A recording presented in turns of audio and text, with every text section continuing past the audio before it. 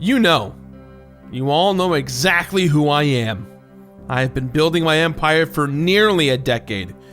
I've played some of the best, some of the worst, and some that aren't games at all. That's right, my friends. It's time to finally recomplete Breaking Bad. Hey everyone, and welcome back to another episode of the Completionist New Game Plus, the show where I am revisiting the first 120 episodes of the Completionist. Now, Breaking Bad was one of the easiest games I've ever completed here for the show, because I found out it wasn't a game. Turns out it was an incredibly engrossing and dramatic TV show, one of the most iconic of the last decade, in fact. Now that it's quarantine times, it's the perfect time to revisit this game. Not a game show, but I treated the show like it was a game. But now I know what it is. It's a show. It's a show. Can you tell I've been cooped up in my house for a little too long?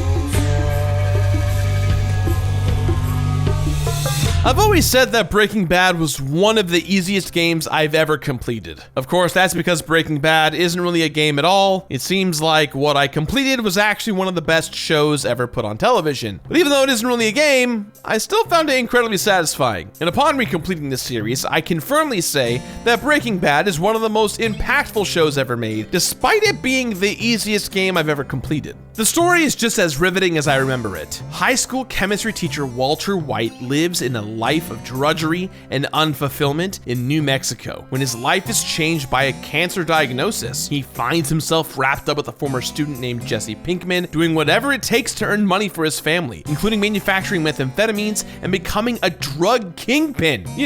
Totally normal stuff. Also, am I crazy for thinking that my best friend Frasier looks a lot like Jesse? Now, Breaking Bad is an undeniable cultural phenomenon. The characters resonated with people, and the storytelling was revolutionary. I'd say Breaking Bad ushered in a whole new era of anti-heroes that we're still seeing the impact of today, but mostly on TV and other long-form visual storytelling. In the original episode of the show, I gave Breaking Bad my first ever rating of Murder the Internet, because I thought that the world was ending because of the Mayan calendar, so I thought, why not murder an intern on the way out? I unfortunately was wrong, and here we are. So I'm hoping this time around to adjust that rating to something a little more positive, but who knows? Breaking Bad is truly legendary. Sometimes on these New Game Plus episodes, it can be a chore to play through the games again, but for Breaking Bad, I was more than happy to pour dozens of hours into recompletion. But there was a surprise twist because it turned out I wasn't just watching a show this time around,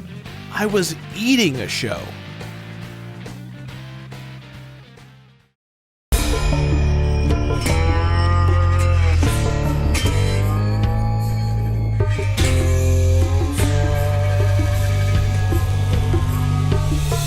All right, you ready to take our order? Yeah. You're ready for me?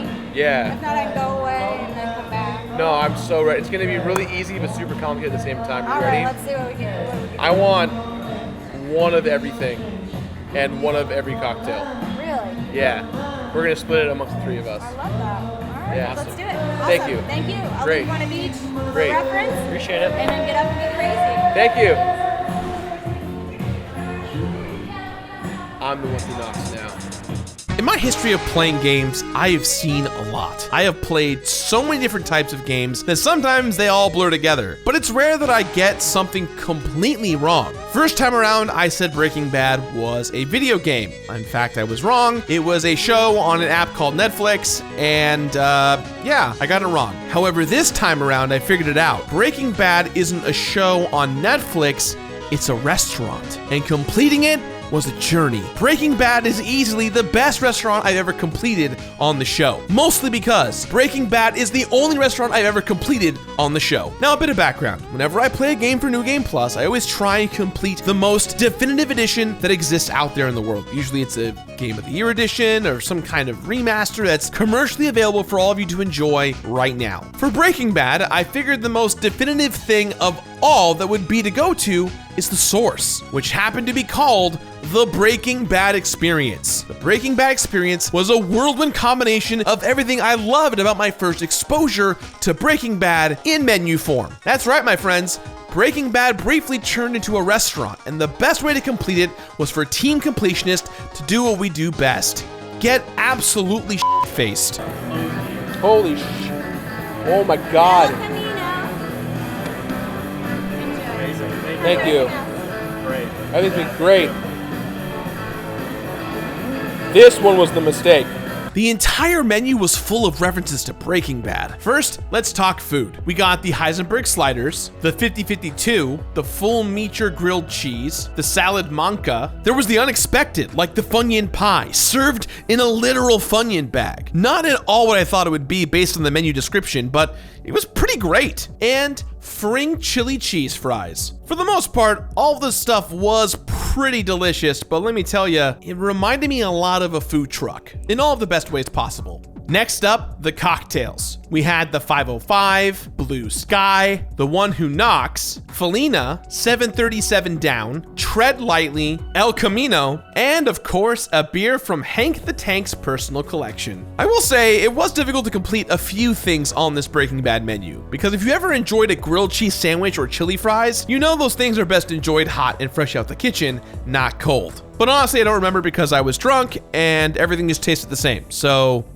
there's that. But we courageously soldiered onward in the name of the completionist reputation. No half measures were taken. We ordered every single thing on the menu, including drinks. And that, my friends, was what nearly defeated us. The drink menu seemed innocuous. Between the three of us, Fraser, Barry, and myself, we were more than up to the task to handle a few cocktails. But you know what happens after a few really strong pop culture themed drinks?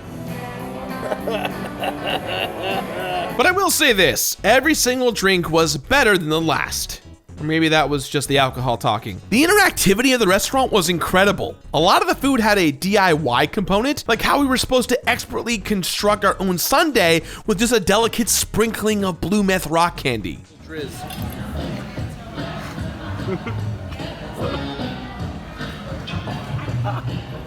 I am too drunk to do this.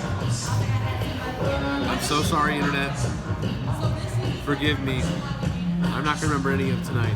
There was so much more besides the food to experience. I got to spend little moments at some of the more iconic locations in the Breaking Bad universe. Throwing on an apron to get behind the counter at the world's famous Pollos Hermanos restaurant was rad. I loved sitting behind Saul Goodman's desk and was even amazed to discover a Stussy sign. I even saw the pizza on the roof, which is like a beacon on a hill for Breaking Bad fans. All in all, this felt like a true, real celebration of Breaking Bad, and a pretty worthy tribute to something that meant a lot to a ton of people.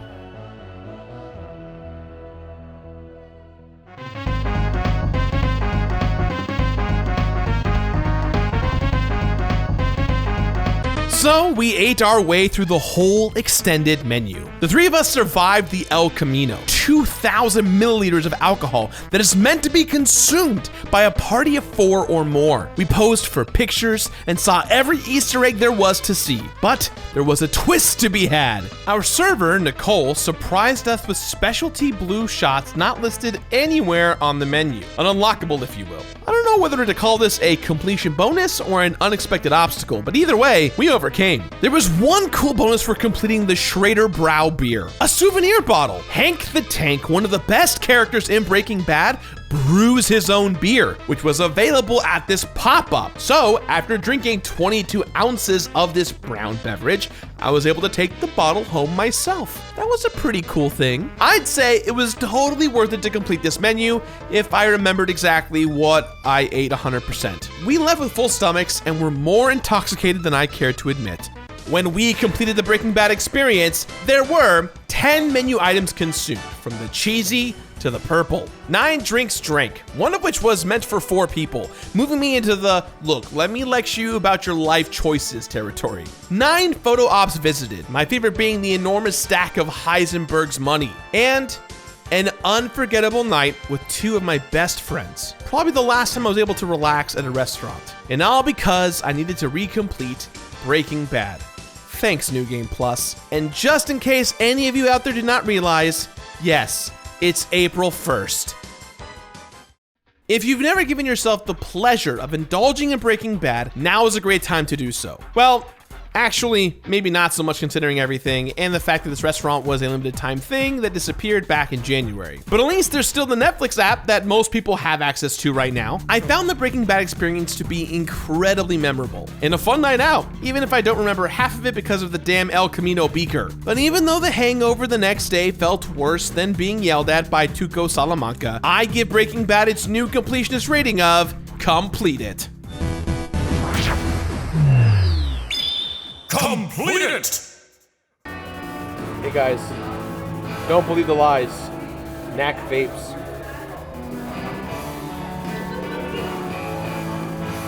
That's a kick in the throat. Woo! It's done. It's done. There's no more. This is just water. There's nothing here. This is just tentacles from aliens. What are you doing?